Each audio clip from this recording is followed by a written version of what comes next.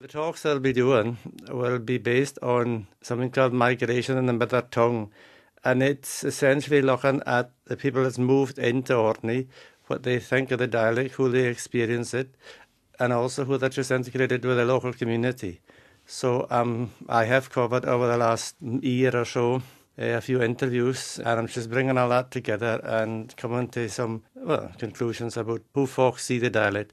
I've also been looking at some of what the locals in each of that parishes and islands have said about their perceptions of the folk that's moved in and what they think of the dialect as well. Because you've been studying dialect for a lot of years, and you must have noticed a change over the years. Things are changing. Yeah.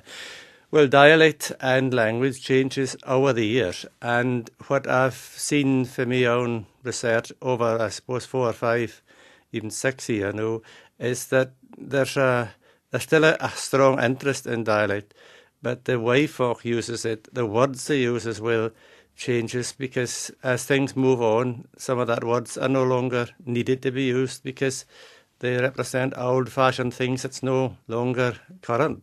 So therefore, you don't need to use the words. And another thing is that folk sees the dialect sometimes as being inferior to standard English, so they attempt to change it to make them sound better in their own estimation. One of the things you hear a lot is, our dialect's being diluted the whole time because there's folk coming into Orkney. Is that borne out by the evidence?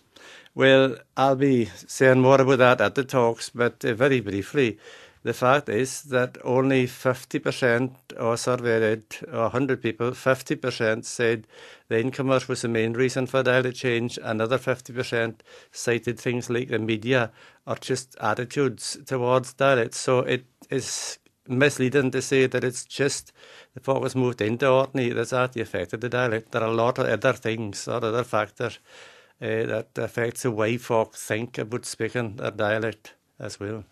And a lot of the popularity of dialect will be to do with, are the young folk using it? And it seems to me, certainly looking on, that they're no using it.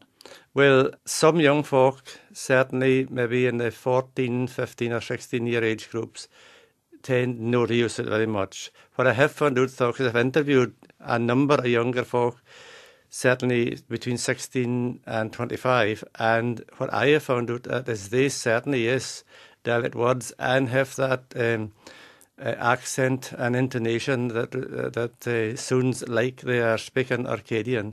So folk that says that the young folk are no using it, it's actually no quite the thing.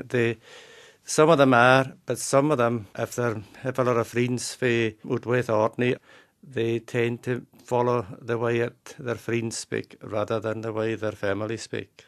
And looking forward to the future, is there any effective way that the dialect can be protected or encouraged? Well, I think the very purpose of doing projects like these, because they're both sponsored by Scottish Government through the Scapa Landscape Partnership and Scotland's Islands, the purpose of doing these kind of projects is to promote culture and activities in the islands.